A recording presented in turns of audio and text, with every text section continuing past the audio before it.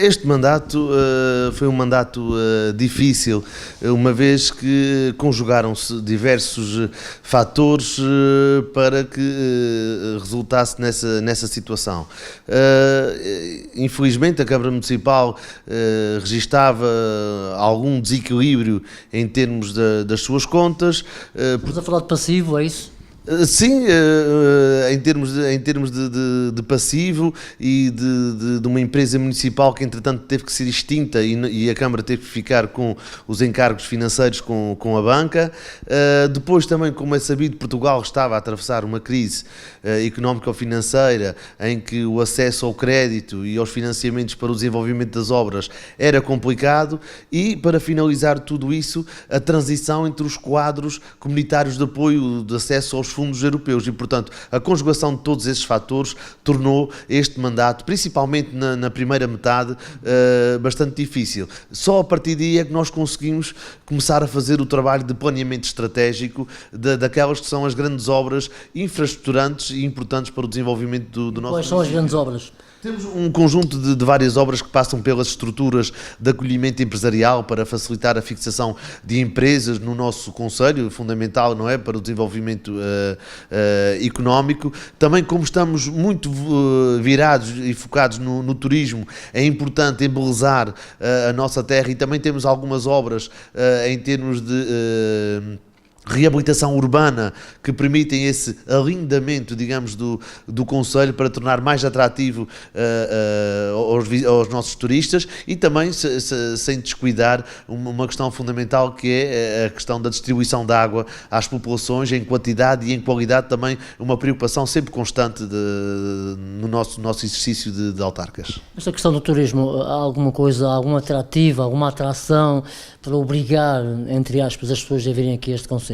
Sim, São Roque do Pico tem uma marca registada que é a capital do turismo rural. E, efetivamente, essa é uma marca que nos distingue no nosso concelho. Nós conseguimos ter centenas de camas disfarçadas, entre aspas, assim, nesta nossa magnífica paisagem, sem qualquer impacto ambiental negativo, com os grandes hotéis que causam impactos ambientais e paisagísticos negativos. Portanto, o turismo rural assenta sobretudo na requalificação e na recuperação do edificado existente, muito dele já em ruínas, e com a recuperação dessas habitações, transformando-as em unidades de alojamento específicas daquele segmento do turismo rural, que é muito procurado por quem vive nos grandes meios urbanos para desanuviar, exatamente, integrados na nossa lindíssima paisagem. Muito bem, há pouco falou no setor empresarial fundamental para o crescimento do concelho, deste e de qualquer um. Há empresas, há empresários virem cá a investir, os de cá investem. Como é que está a situação?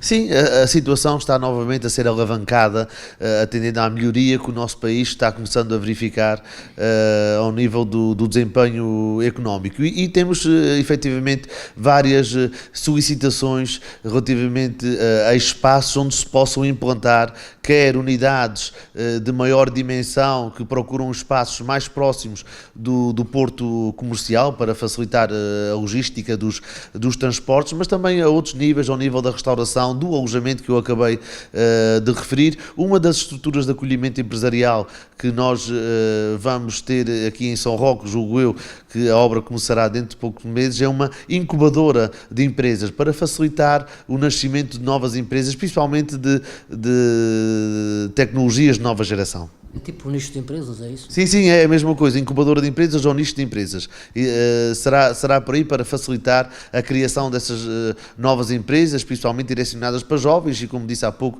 na área das novas tecnologias. No que toca ao emprego... Peço desculpa, portanto, aquilo que nós mais facilmente conseguimos exportar, porque a tecnologia consegue-se exportar através da internet e, portanto, não é preciso contentores nem navios para levar semanas e dias para levar um produto qualquer cá produzido, embora essa também é uma área importante. A questão do emprego, a juventude estuda cá, fica cá a trabalhar, sai de cá, não volta. Qual é o ponto da situação? O que é que se pode saber nesta altura? Nós não temos cá nenhum polo universitário e, portanto, toda a gente que quer seguir... Isso é um problema, não é? Saem daqui e depois...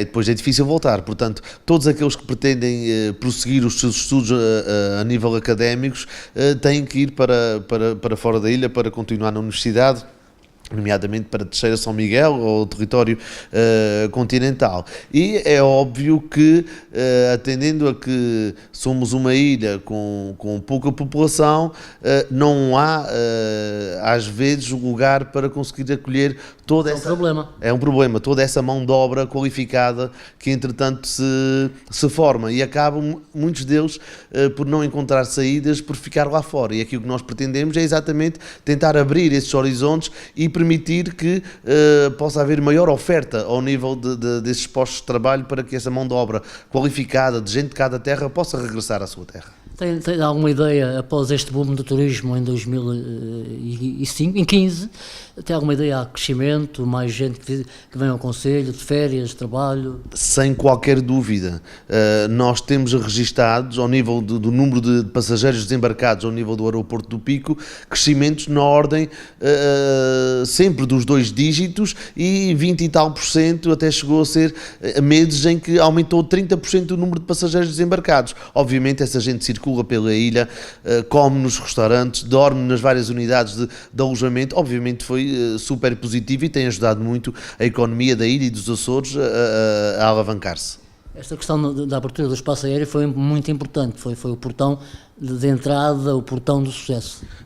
Sem dúvida nenhuma, portanto isso abriu a porta dos Açores a muita gente, porque facilitou a sua vinda à região, que era efetivamente oneroso para chegar cá, principalmente para famílias mais numerosas, e o facto não só da liberalização do espaço aéreo para as low cost, como também a política de encaminhamentos gratuitos da SATA, uma vez que as low cost não vão a todas as ilhas, mas qualquer turista pode escolher a outra ilha e é colocado lá de forma gratuita, incluído no bilhete da low cost.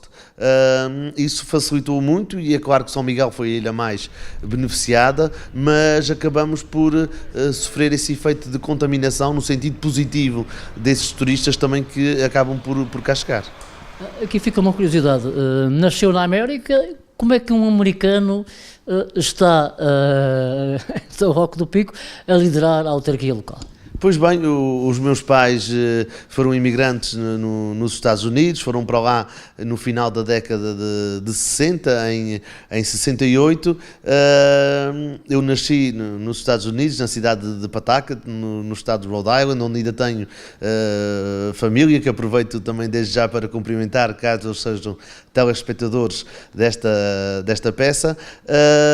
E regressei, os meus pais decidiram regressar à sua terra natal e eu, com 6 anos, obviamente tive que os acompanhar. Julgo que tomaram uma boa decisão, portanto também conseguimos projetar... É um homem feliz. Sou um homem feliz e realizado, portanto tenho a minha família, com um filho e, portanto, em termos profissionais também, esta não é a minha profissão, Presidente de Câmara não é a profissão de ninguém, é a ocupação. Agora sou um professor do ensino secundário, o vosso high school, e, portanto, fiz todos os meus estudos cá e entretanto enveredei pela carreira política, à semelhança de alguns conterrâneos nossos que também lá fora fazem o percurso inverso, nasceram cá e foram para lá e entretanto também desenvolveram, e alguns até picarotos, como o caso do Tony Cabral, que aproveito também para saudar, e portanto que sinto-me muito feliz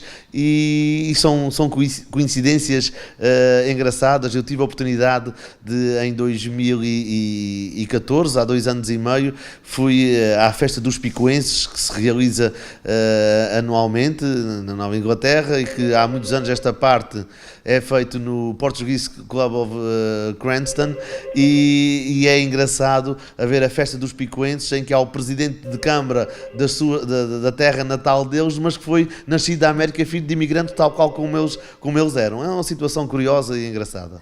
Ora bem, esta questão do imigrante, o imigrante aqui de São Roque do Pico vem cá, investe cá, tem algum relacionamento ou é a pessoa que vai embora, esquece a terra e nunca mais vem cá?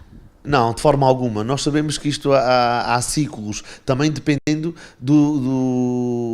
da situação económica nos Estados Unidos, onde estão os nossos imigrantes. Quando há uma crise, é óbvio que também os nossos imigrantes têm menos dinheiro disponível e vêm cá menos vezes devido aos encargos com as passagens, mas quando o ciclo é favorável, eles nunca abandonam a sua terra, nunca esquecem a sua terra e visitam com muita frequência o concelho e gostam de fazer notar que estão cá e temos alguns casos também de pessoas que decidem regressar e investir na sua terra natal para promover o seu desenvolvimento.